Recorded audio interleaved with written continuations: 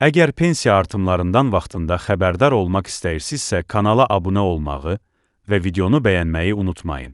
Milli Məclisdə keçirilən komitə iclasında gündəmə gətirilən mühüm məsələlərdən biri də işləməyə davam edən pensiyaçıların pensiyalarının yenidən hesablanma müddətinin dəyişdirilməsi ilə bağlı olub.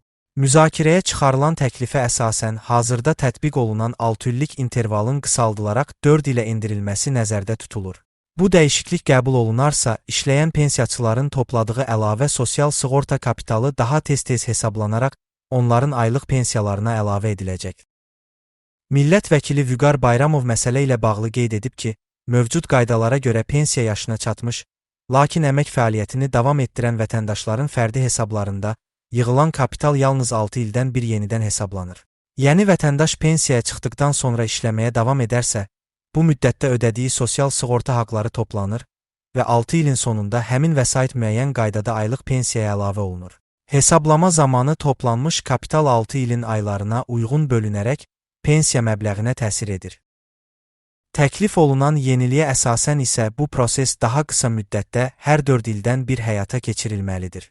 Bu halda pensiyaçıların topladığı vəsait daha tez dövriyyəyə daxil olacaq və nəticədə pensiya artımı daha erkən hiss ediləcək. Bundan əlavə, 6 illik sistemdə 2 dəfə baş verən yenidən hesablama prosesi 4 illik modeldə 3 dəfə reallaşa bilər ki, bu da ümumi baxımdan daha çevik mexanizm kimi qiymətləndirilir.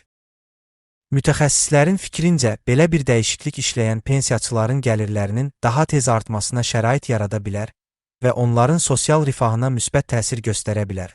Bununla yanaşı, məsələ ilə bağlı Dövlət Sosial Müdafiə Fondu tərəfindən verilən açıqlamada vurğulanıb ki, hazırki qanunvericiliyə əsasən 6 il ərzində yığılan pensiya kapitalı 72 əmsalına bölünərək hesablanır və bu da nisbətən daha yüksək aylıq artım əldə etməyə imkan verir. Qurumdan bildirilib ki, əgər hesablama müddəti 4 ilə endirilərsə, həmin dövrdə toplanan kapital 96 əmsalına bölünəcək.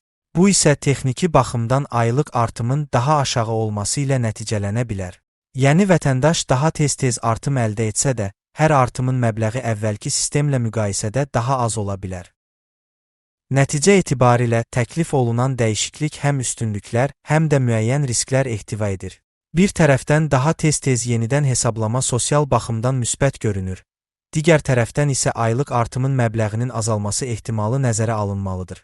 Bu səbəbdən məsələ ilə bağlı qərarın qəbul edilməsi üçün həm iqtisadi, həm də sosial aspektlərin balanslı şəkildə dəyərləndirilməsi vacib hesab olunur. Əgər pensiya artımlarından vaxtında xəbərdar olmaq istəyirsinizsə, kanala abunə olmağı və videonu bəyənməyi unutmayın.